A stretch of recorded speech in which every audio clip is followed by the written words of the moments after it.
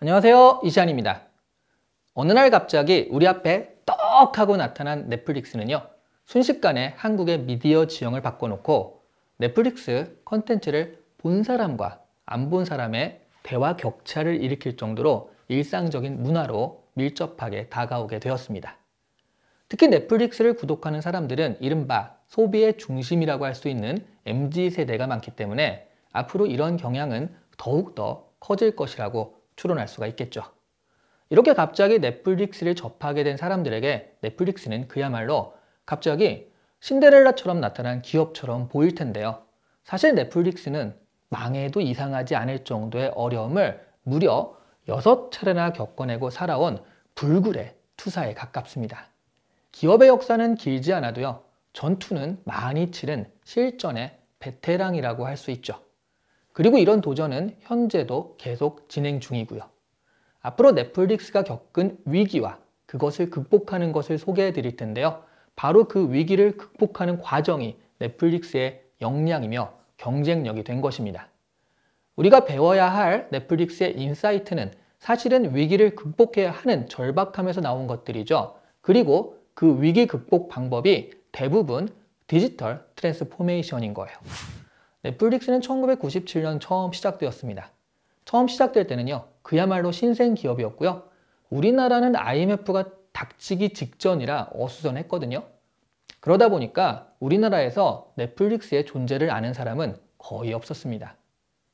창업자인 리드 헤이스팅스는 원래 엔지니어 개발자로요, 1991년 소프트웨어 디버깅 전문 기업인 퓨어 소프트웨어를 창업합니다. 성장하는 과정에서 리드는요, 한 소프트웨어 기업을 인수했는데 그 기업에 있던 마케팅 담당자가 나중에 넷플릭스의 공동 창업자가 된 마크 랜돌프예요. 리드 헤이스팅스는 퓨어 소프트웨어를 5억 8,500만 달러에 매각해서 엑싯에 성공합니다. 부럽네요, 참. 헤이스팅스는요, 매각 논의가 있는 4개월 동안에 엑싯에 성공한 뒤에 어떤 사업을 벌일까 하는 이야기를 마크 랜돌프와 출퇴근길에 카풀을 하며 계속 논의했다고 합니다. 치약, 샴푸, 비디오 테이프 같은 것들의 판매에 대해서 논의를 했는데요. 그 중에서 비디오 테이프가 선택된 거예요. 다만 1998년 넷플릭스가 정식으로 사업을 시작했을 때에는 비디오 테이프가 아닌 온라인 DVD 판매가 되었지만 말이죠. 넷플릭스의 첫 번째 위기는 바로 이 창업과 동시에 일어납니다. 사실 창업 자체가 그대로 위기였던 거예요. 왜냐하면요, DVD는 당시 메인 영화 기록 장치가 아니었거든요. DVD가 이제 막 시작되었기 때문에 제작사들이요, DVD로 출시한 영화 자체가 일단 많지가 않았습니다. 그럴 수밖에 없었던 것이요, DVD 플레이어는 대당 1,000달러가 넘어가는 고가로 1999년에도 미국 가구의 DVD 보급률은 7% 미만이었어요. 반면 비디오 플레이어 보급률은 89%였죠. 그리고 무엇보다 인터넷으로 영화를 고르고 주문이 이루어져야 하는 인터넷 기반의 넷플릭스에게 가장 불리한 점은요, 인터넷 환경 자체가 안 좋았다는 점이에요. 당시 인터넷을 사용하는 가구의 비율이요, 18% 정도밖에 안 되었고요. 그것도 초창기 모뎀으로 사용하기 때문에 이런 거 아시죠? 찌익 이런 식으로 전화 거는데 한 20분 정도 걸리는 그런 모뎀을 쓴 거죠. 그렇기 때문에 느리고 끊김이 잦은 환경이었던 거예요. 도대체 이렇게 불리한데 왜 사업을 시작했나 궁금하시죠? 그건 미래에는요, DVD와 인터넷의 세상이 될 것이라는 해안의 결과인 거죠. 사실 디지털 트랜스포메이션을 말하기에는 인프라 자체가 안 따라주는 환경이었지만요, 디지털의 미래를 보면서 창업을 결심한 것입니다. 그리고 또 사실 현실적으로도 어쩔 수 없는 선택이기도 했어요. 비디오 테이프 대여 시장에는요, 블록버스터라는 거인이 너무나 확고하게 자리 잡고 있었기 때문이에요.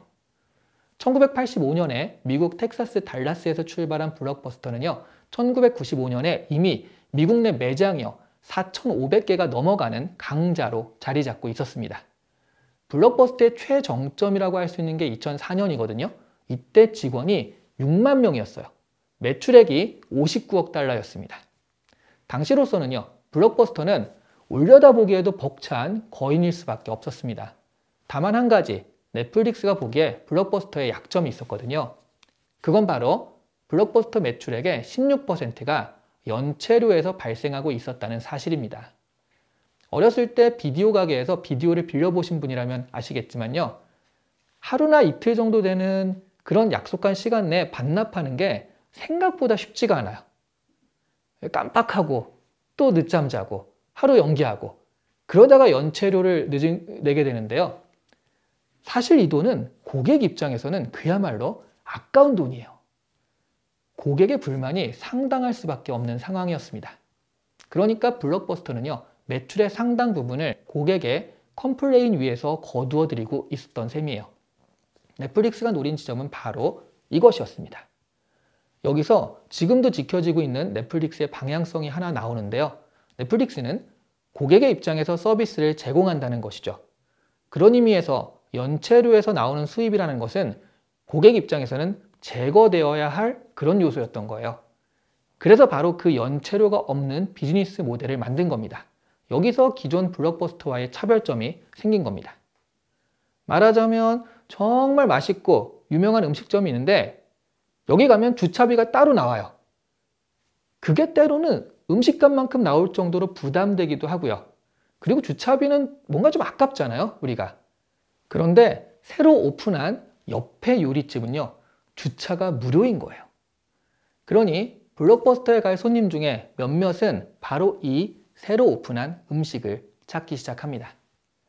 고객의 소리에 집중하는 것은 사업의 기본인데도 생각해보면 그런 기본 요소를 지키지 않고 기업이 그냥 자신이 잘하던 것을 하다가 망해버리는 경우도 종종 있습니다.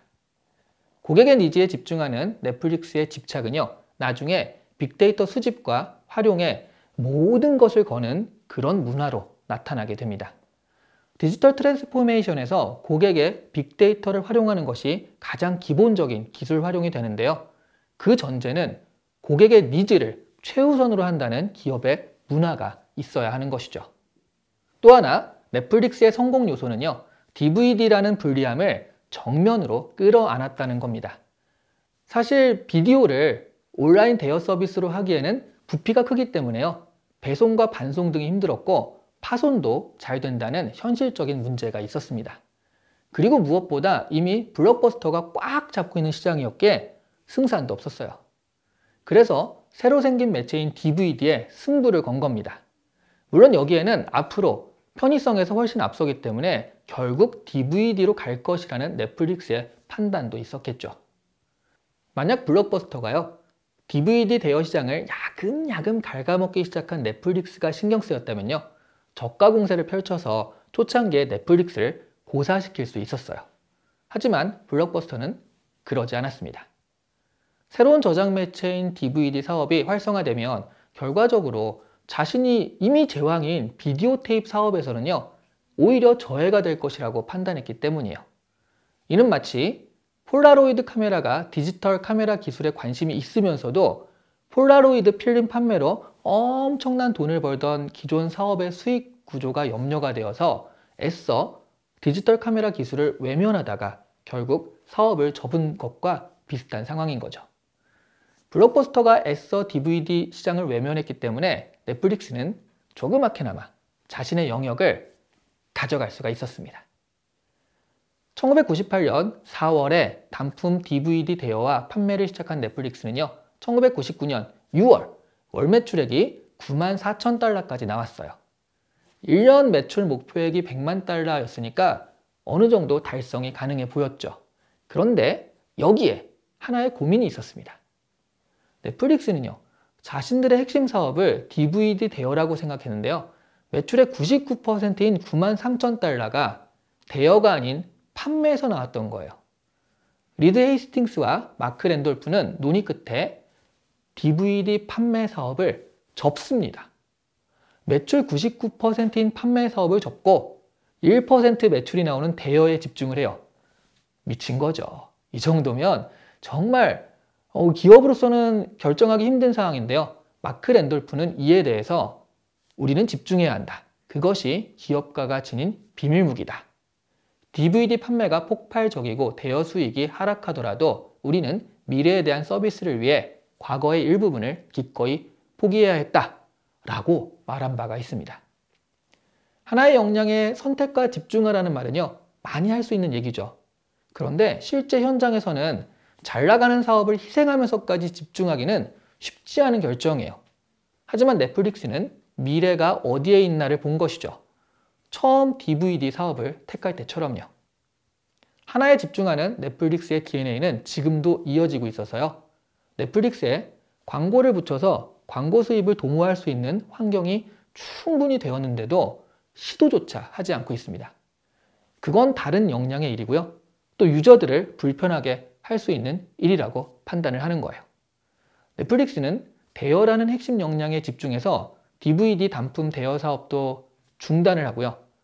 월 19.99달러, 20달러죠. 20달러만 내면 DVD를 무제한 빌려볼 수 있게 한 구독제 모델을 선보입니다. 이 서비스가 바로 지금 넷플릭스의 모태라고 말할 수 있어요. 넷플릭스 홈페이지에서 한 번에 3개 정도 DVD를 신청하면요. 그게 우편으로 배달이 되고요. DVD를 다 보면 우편으로 반송을 하게 되죠. 그러면 또 다음 신청한 게 배달이 되는 시스템이에요. 더욱 놀라운 것은 넷플릭스는 지금도요, 이 서비스를 유지하고 있다는 겁니다. 한번 선택하면 집중하는 힘은 놀라울 정도인 것이죠. 이 역시 디지털 트랜스포메이션에서 기본 전제가 되는 자세입니다. 디지털의 가장 큰 장점은요, 지역이나 국경의 벽이 낮다는 것이죠. 하나의 서비스는 순식간에 세계적으로 퍼져나갈 수 있습니다. 예전에는 하나에만 집중하면 성장의 한계가 있었을 수밖에 없잖아요. 그런데 지금은요, 하나의 역량에 집중해서 그것을 세계적인 수준으로 키워나가면 규모를 담보할 수 있기 때문에 이런 선택과 집중이 좋은 전략이 된 것이죠.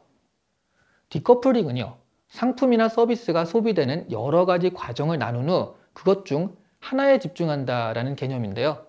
아마존 같은 경우는 매장에서 상품을 보고 구매하는 행위, 우리가 상품을 살 때는 보고 구매하잖아요. 그런데 거기서 구매하는 행위만 가져와서 인터넷상에 구현을 해버린 거예요. 페이팔은요, 결제 행위만 서비스하는 그런 서비스였죠.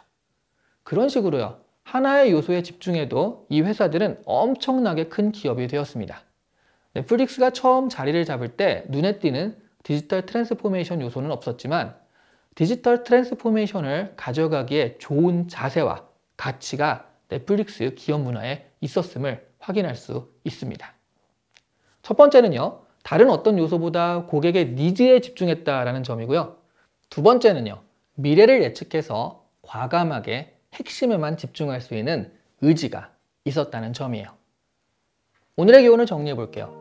일단 자신의 비즈니스나 생활에서 이런 가치와 철학이 있나 체크해 보시고요. 그렇지 않다면 유저 중심, 선택과 집중, 디커플링 같은 기본 자세와 관점들을 확립하는 것이 필요하다는 것이었습니다. 감사합니다.